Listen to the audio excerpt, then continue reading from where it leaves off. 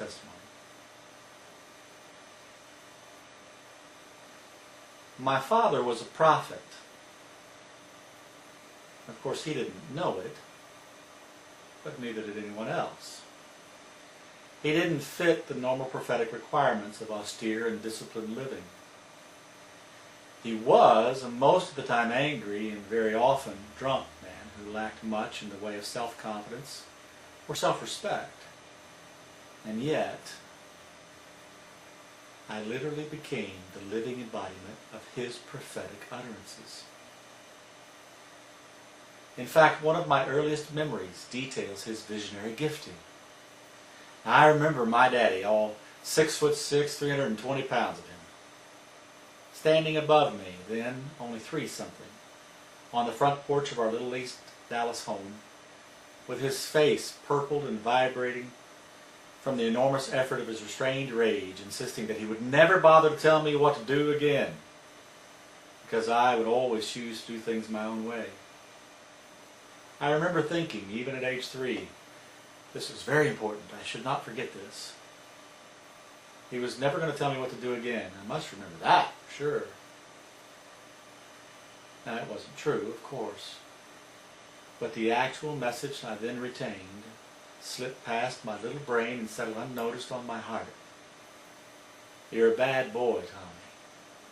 And it's a permanent condition. As the years slowly progressed, as I grew up, I had many such messages delivered in various ways to my still forming inner self. Now, most were pronounced by my father himself, but before long, others in my family were beginning to see and say things in that same voice. But I didn't agree. At least I didn't feel like a bad boy.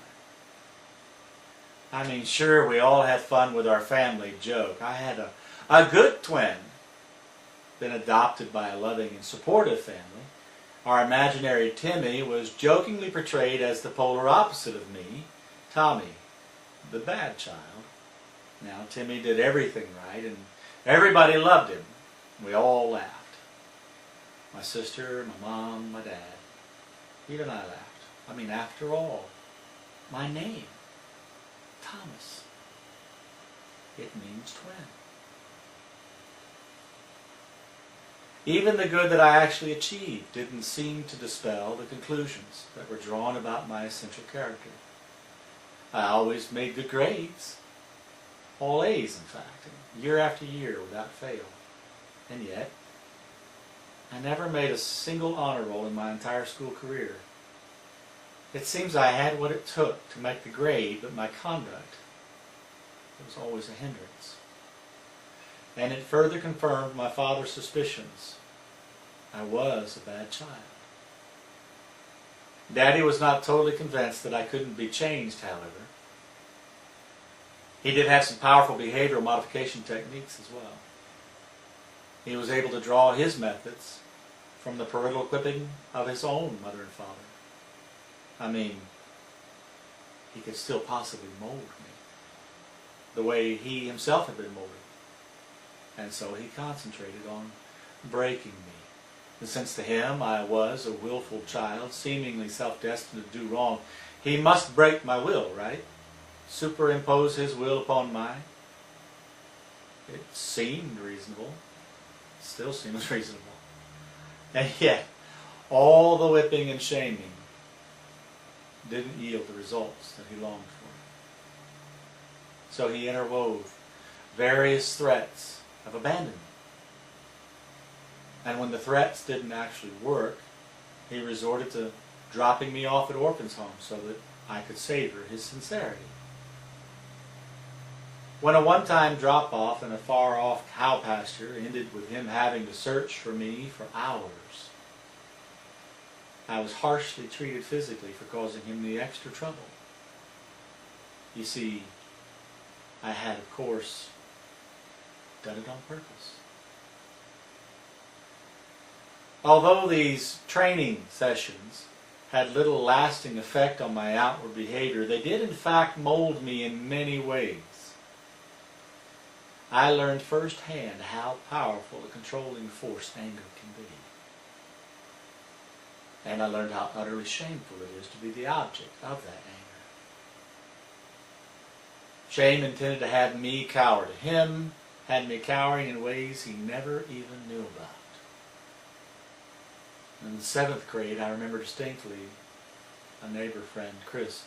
He lived up the street, only 3 houses from mine, and while walking together on the way home from school one day, we stopped in front of my house, and he turned and quietly looked at me and said, "Tommy, is it true that your daddy beats you until you're black and blue?" I was horrified. I mean, this was too much. I had no idea he knew. The shame was unbearable. I couldn't imagine that other people sat around the dinner table at night and discussed my private plight. How many people knew? And how did they find out? Get this. In the early 70s, the 1956 horror thriller movie, The Bad Seed, was finally shown on television. And my father and family finally had a script to measure me against. The premise of the movie: a little girl was born evil. It seems she was genetically predisposed to do horrible things because she had a serial killer in her gene pool. You know, I think there was serious consideration given to this concept. As it turns out, my father was adopted, and he often doubted himself because of not knowing where he'd come from. Ironically, I found out just a few years ago his own adoptive father was himself adopted. So, with Hollywood providing a plausible scenario, the resulting episodes cemented my static badness into my father's heart and mind. And although I didn't know it at the time, I learned years later that he began to boldly make predictions about my being destined for prison before I was 20. By my senior year of high school, my father was often just a hair's breadth away from really hurting me, possibly permanently.